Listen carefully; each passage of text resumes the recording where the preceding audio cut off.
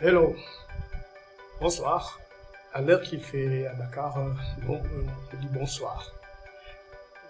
Nous venons donc de mettre en ligne un module de formation sur la gouvernance entrepreneuriale.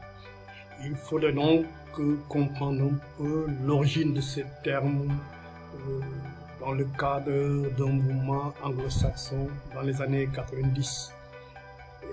Entrepreneuriat parce que diverses études comme de Osborne et Gall mettaient en évidence qu'il y a des services publics qui marchent bien et qu'il y a des réformes qui marchent bien et leur objectif était d'expliquer quand ça marche bien, pourquoi ça marche bien et quels sont les paradigmes, quels sont les enjeux, quelles sont les perspectives.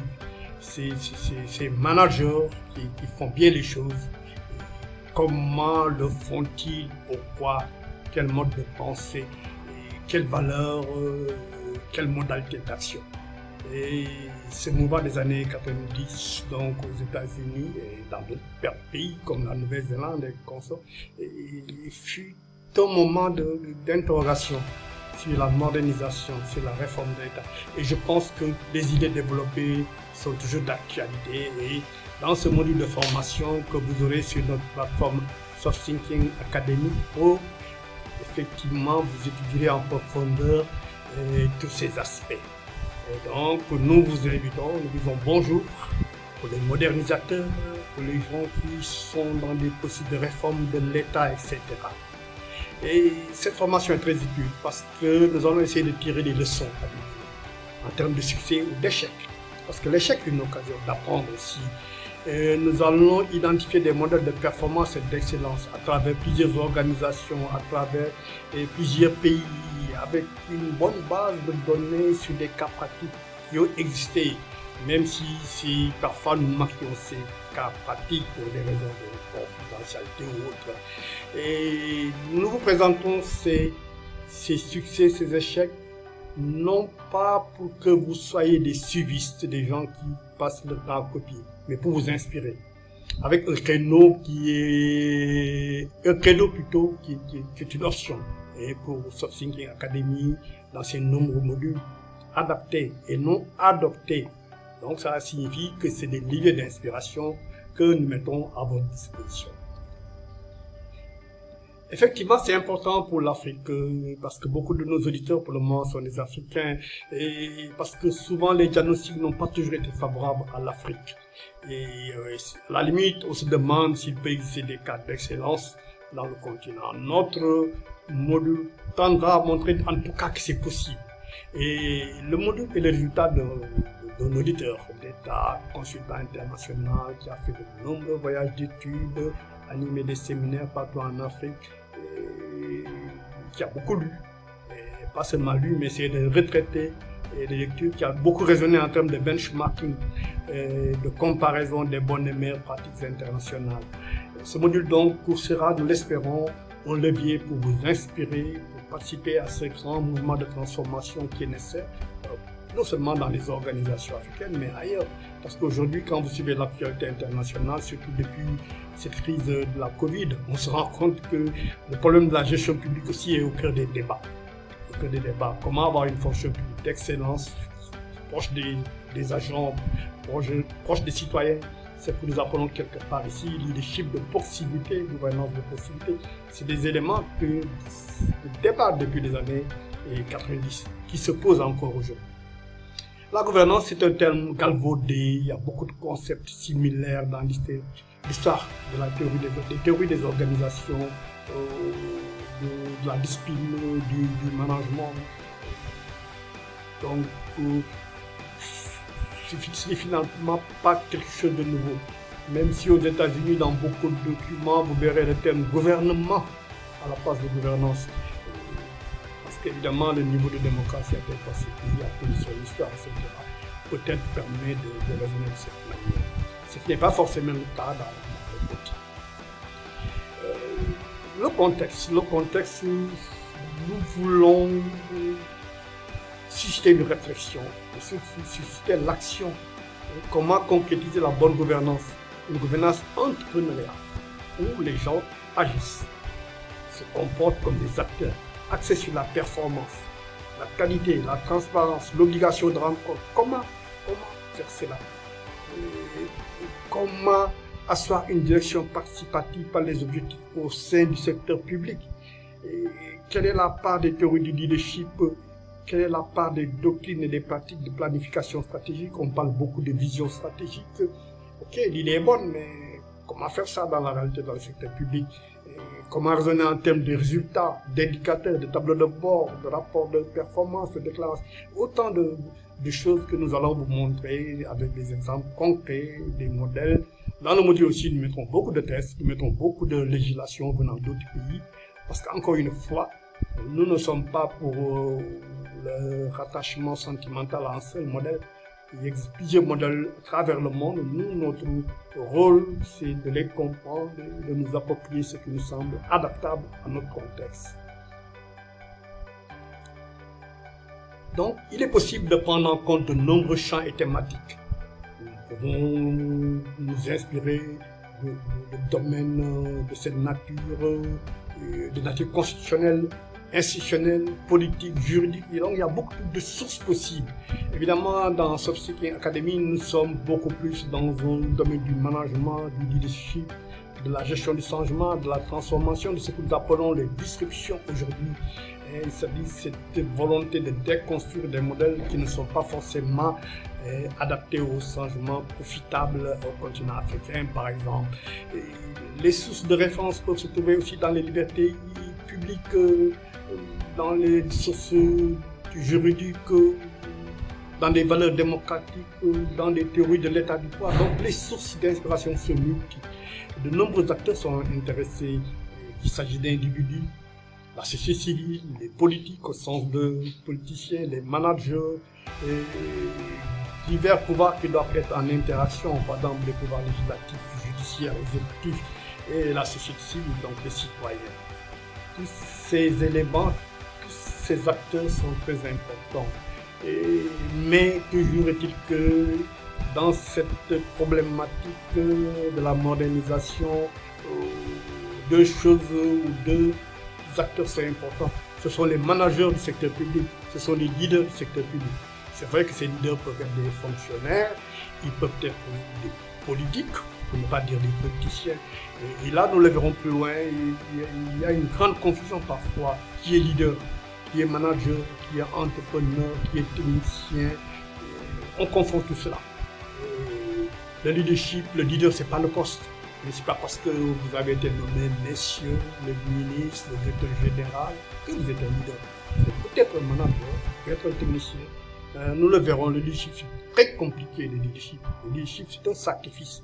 Peut-être que tout le monde n'est pas prêt à se sacrifier, à avoir pour objectif le sacrifice, laisser un héritage.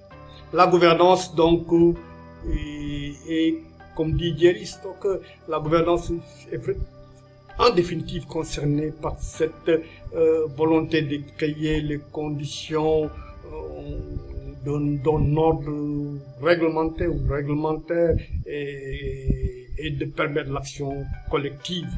Et les résultats, les extraits de la gouvernance ne sont pas si différents de cela des objectifs du gouvernement, de la notion de gouvernement.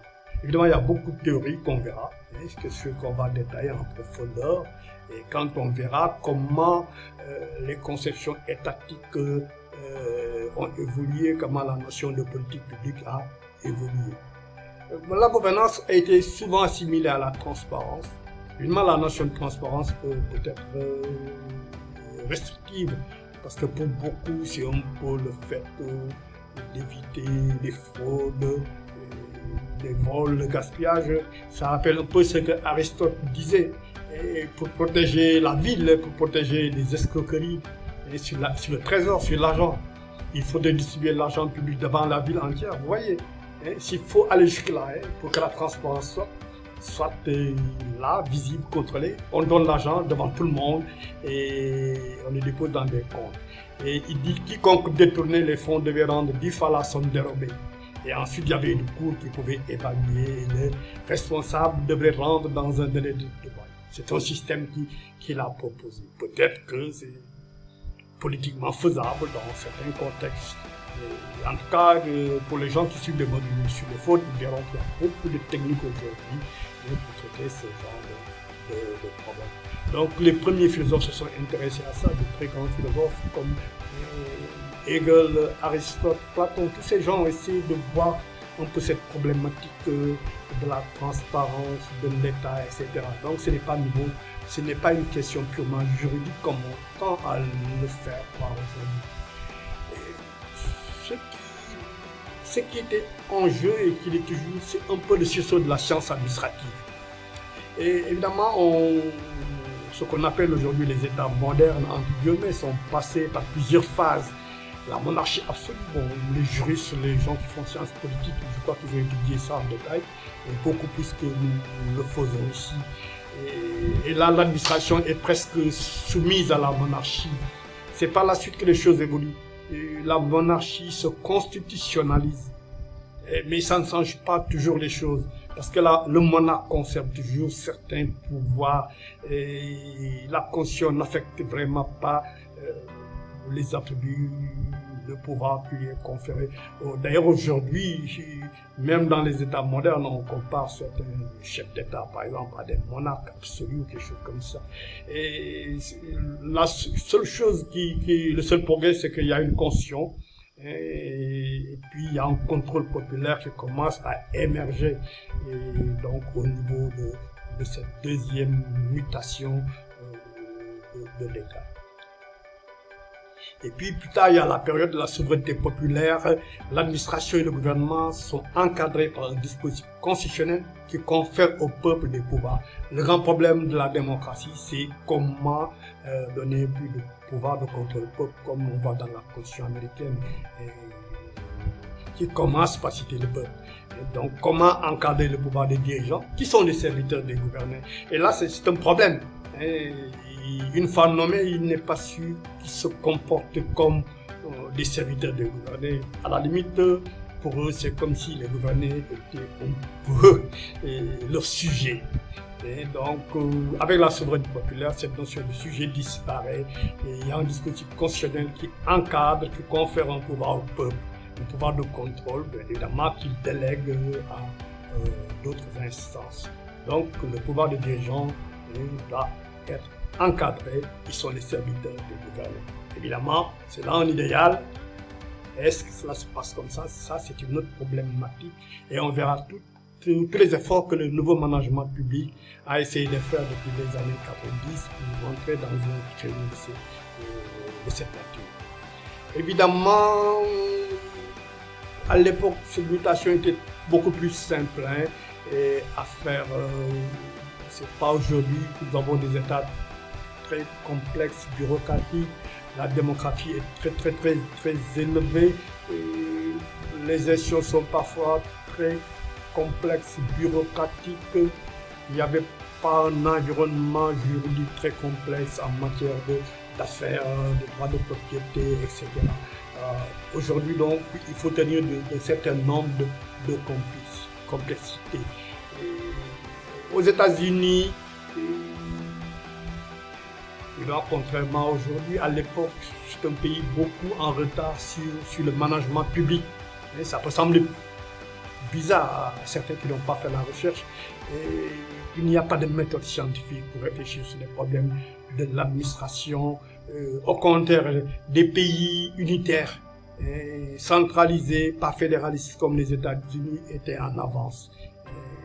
Et cela va attirer l'attention de quelques hommes de réflexion aux États-Unis qui se sont dit, mais tiens, nous, on est en retard, qu'est-ce que nous pouvons faire? À l'époque également, aux États-Unis, la corruption est très importante. Et au niveau du secteur public, malgré les belles déclarations qu'on trouve dans la Constitution américaine, l'administration a le culte du secret, les sinécures. Ce que doit être une bonne administration n'est pas clair. Et peut-être que ça peut appeler à certaines situations d'aujourd'hui dans certains continents. Et l'idée de management public était à la limite inexistant. Et on parlait tout au plus de questions constitutionnelles, on discutait de la nature de l'État, des questions de souveraineté, ce que les juristes connaissent bien. Et souvent c'est un problème d'ailleurs pour les juristes de pénétrer les problèmes de management public et de les accepter comme une réalité incontournable. À mon avis, d'après mon expérience de haut fonctionnaire qui a été mêlé à des réformes, parce qu'ils ont tendance à voir ce qui est autorisé et ce qui est permis, alors que le manager, ce qui n'est pas interdit, c'est une opportunité. Et donc, c'est deux styles de pensée différents. Donc, on ne raisonne pas tellement sur les objectifs d'un bon gouvernement, mais plutôt comment les lois doivent être élaborées, mises en œuvre et de façon équitable. C'est un peu l'univers du droit public, du droit constitutionnel, etc. Et aux États-Unis, un homme politique qui est enseignant parce qu'il est universitaire, et on dit que c'est le seul président des États-Unis qui a été un universitaire. Évidemment, il y a eu des vice-présidents comme Al Gore qui l'ont été, et il devient président des États-Unis, il se pose des questions. Et il dit que ce système-là n'est pas viable. Et voyez donc, depuis 1886, ça fait longtemps, ça fait je crois 2 siècles au moins maintenant, ou sinon un peu plus. Et il constate que il n'y a pas de sciences administratives avancées et il n'existe pas d'écrit systématique sur la matière administrative comme science, et il va jouer un rôle important. En fait, pour moi, le président Wilson est le précurseur du management public qu'on a tendance à faire remonter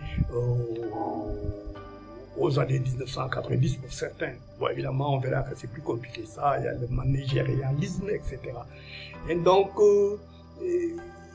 Wilson pose un certain nombre de questions.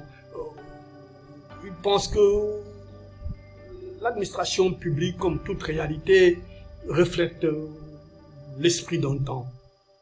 L'esprit d'un temps, et donc ce n'est pas quelque chose de paternel, d'immuable, d'universel, c'est une question de moment.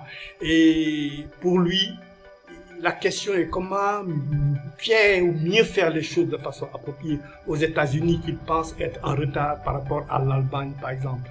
Et comment faire les choses de manière plus efficiente, au moindre coût, avec moins d'énergie. On voit que le président Wilson, devenu président, pose le problème de l'efficacité, de l'efficience de l'économie, ce qu'on a appelé à partir de certains moments les 3 heures qui deviendront les 5 heures, peut-être qu'on y reviendra dans d'autres. Et il a une formule magistrale. L'administration publique, c'est le gouvernement en action. Je ne suis pas sûr que les hommes politiques voient ça comme ça. C'est la partie la plus visible du gouvernement, c'est le gouvernement en action. Le gouvernement politique sans l'administration n'est rien, ne peut rien faire en principe. Et il insiste sur cela en tant que président de la République à l'époque. Et quelque part, pour moi, Wilson est le précurseur d'une science administrative qui refuse la médiocrité, et d'une nouvelle science administrative. Et grâce à lui, cette discipline va connaître une percée dans l'enseignement au niveau des écoles aux États-Unis, alors qu'à l'époque, tout au plus les réformes étaient centrées sur des réformes de la gestion du personnel. Wilson va au-delà du personnel. Il pense qu'il faut élargir les réformes aux questions d'organisation et méthode du travail du gouvernement au sein des affaires. Et je ne sais pas pourquoi on ne parle pas de lui, sur son apport à la science administrative. Et peut-être aux États-Unis, bon, moi, si je n'avais pas fait la double école francophone américaine, peut-être que je ne l'aurais jamais connu. Ce n'est pas quelque chose que j'ai appris dans les écoles françaises, aller dans les écoles. J'ai dû apprendre ça aux États-Unis. Je pouvais rater ça. Et donc, vous voyez, c'est pourquoi on ne parle pas de ces missions. Pour moi, c'est un grand peu. 1886, vous vous imaginez. Et il pose un débat qui est de définir les modes de fonctionnement du gouvernement, fortifier l'organisation, redorer le blason de l'administration, trouver des méthodes impartiales d'analyse, donc ce qu'on appellerait aujourd'hui la science, et au sens des chercheurs, et lutter contre la corruption, et avoir une vision claire de ce que doit être une bonne administration. Parce qu'effectivement, il devient quelque part un catalyseur, parce que jusque-là, on considérait que les bonnes réflexions venaient de l'Europe. La balle est aujourd'hui peut-être à l'envers. Aujourd'hui, beaucoup de bonnes réflexions en sciences administratives. À la limite, le management, c'est une invention américaine. Et si on a le temps, on parlera de son historique, du rôle joué par les chemins de fer. On se rendra compte d'ailleurs que l'État a joué beaucoup un grand rôle et le secteur privé, au fond, n'est venu qu'après. Et le secteur privé a l'avantage d'être dirigé par des gens réalistes et qui savent à partir de quel moment il faut tourner la page. Et avec l'avènement du chemin de fer, ils se sont rendus compte qu'il faut des managers maintenant. Parce que vendre des produits sur tous les États-Unis et dans tous les États, c'est demande beaucoup plus d'organisation maintenant. Quelque part aussi, ils vont être les pères fondateurs du management public au sein des organisations, notamment des entreprises. Et je crois que Wilson nous laisse une leçon qui est très importante jusqu'ici. Adapter, non adopter. Adapter, non adopter. Nous devons nous inspirer comme chercheurs, comme consultants, comme conseillers, faire du benchmarking, voir ce qui se passe au Sénégal, en Allemagne, aux États-Unis, ailleurs, mais pas pour adopter. Maintenant, adapter à une réalité, c'est bien connaître cette réalité. C'est peut-être la vivre, c'est peut-être être proche des gens, poser des questions. Et il y a toute une méthodologie, associer les parties prenantes. C'est pas parachuté. Évidemment, ça pose aussi un autre problème, c'est être ouvert, c'est avoir l'esprit critique. Et il dit ceci, une très belle phrase en anglais que je vais essayer de résumer en français. Il nous faut adapter, non adopter.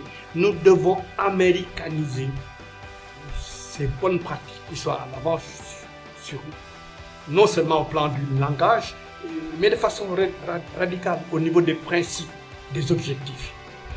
Il a une phrase très sophistiquée. Et nous devons apprendre notre constitution par cœur et lui donner la fraîcheur américaine. Bon, c'est un peu de la poésie, on voit ce qu'il veut dire par là. C'est valable aussi pour nous. Et nous ne sommes pas là pour copier des nouvelles. Nous devons comprendre tout ça en tant qu'hommes de notre temps. Mais maintenant, quand il s'agit d'inventer, ça c'est l'esprit critique, c'est l'invention, c'est le benchmarking, c'est le fait d'être des hommes de culture, de pouvoir comparer, etc. Et donc, considérer que les bonnes réflexions venaient de l'Europe n'a pas découragé Nixon, il a déclenché le mouvement du changement. C'est ce que nous devons faire aussi, et c'est ce qui nous manque ici. Et évidemment, tout ce que nous allons dire sur le management public, sur les réformes de l'État, etc. Bon, on le trouve dans le management privé avant que les années 90, que les États modernes en fassent un projet. Tout le monde, beaucoup de gens connaissent les écrits de Peter Drucker sur la direction participative par les objets et les objectifs. Tous les écrits sur les fonctions du management, cette volonté de changer les choses, de créer de la valeur, des richesses, de changer les modes de fonctionnement, etc. Au fond, le management public s'approprie cela et essaie de les mettre en œuvre. Est-ce que c'est facile maintenant? Jusqu'en 2020, l'expérience prouve que ce n'est pas facile. Et il y a des gens qui ont du mal à réussir cela pour plusieurs raisons que nous verrons au cours de cette formation. Le management public comme privé vise à contribuer à l'efficacité, à l'efficience, à optimiser, à l'éthique, à l'équité.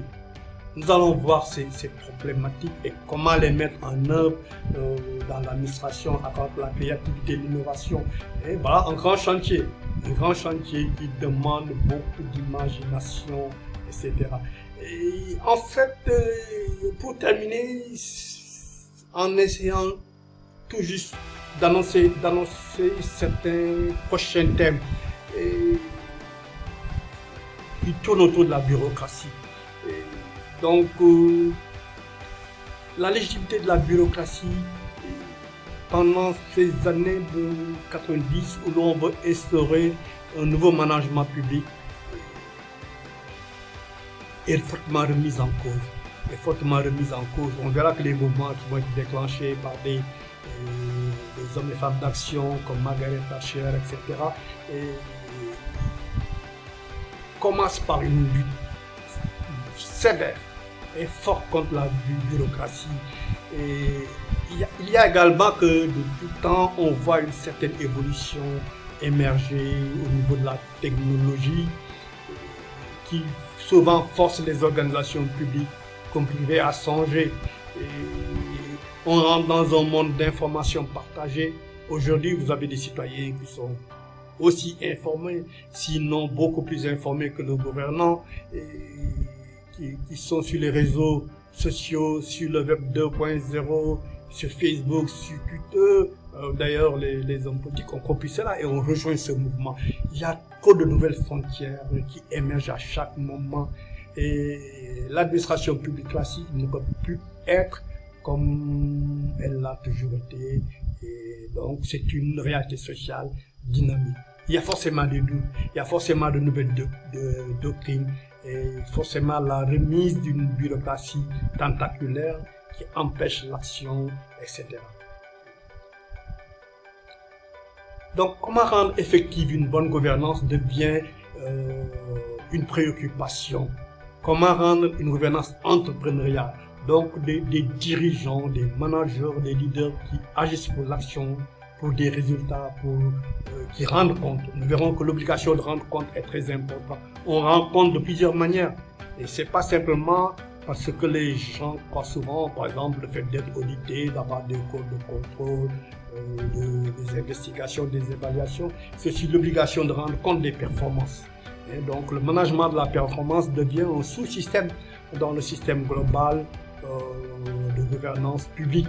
Et c'est sûr qu'avec le temps, on se rend compte qu'aussi, on a beau mettre en place les plus beaux systèmes, les plus beaux processus, il y a une problématique énorme qui est le leadership transformationnel. Et nous verrons toutes ces théories intéressantes du leadership transformationnel et tous les apports d'écrivains, d'auteurs, d'académiciens, de coachs comme John Maxwell et Jim Collins, etc., qui vont nous obliger à nous poser des questions sur nous-mêmes en tant que manager, en tant que leader. Et ce que le secteur privé faisait en déclinant une vision stratégique et en mettant en place une planification stratégique devient même une réalité dans le secteur public. Et on veut mesurer les résultats, on veut des indicateurs de performance, on veut des tableaux de bord, on demande aux agents publics et aux gouvernants de publier des rapports sur les résultats, de les envoyer au Parlement, par exemple dans le monde anglo-saxon. Tenez-vous là-bas, ils font des déclarations de performance, par exemple, avec des tableaux de bord, des rapports. Mais ces rapports sont auditables. Ils sont auditables et audités. Et donc, vous voyez, c'est un énorme champ qui s'ouvre de réformes, de gestion du changement sur lesquels tout ce module nous permettra d'aller en profondeur. Il y a des besoins nouveaux, il y a des soucis. Et c'est là le fondement de notre cours. Il y a de nouvelles interrogations, il existe de nouvelles interrogations. Qu'est-ce que c'est les vrais métiers de gouvernement? Il existe de nouvelles interrogations sur la citoyenneté, sur la bureaucratie. Voilà les autres thèmes que nous allons voir au cours des prochains cours. Donc, je suis très heureux de démarrer avec vous ce module et j'espère que cette introduction vous permet de voir où est-ce que nous allons dans ce module sur la gouvernance entrepreneuriale. Je vous remercie. On est ensemble. On va réussir le pari. Ok, merci.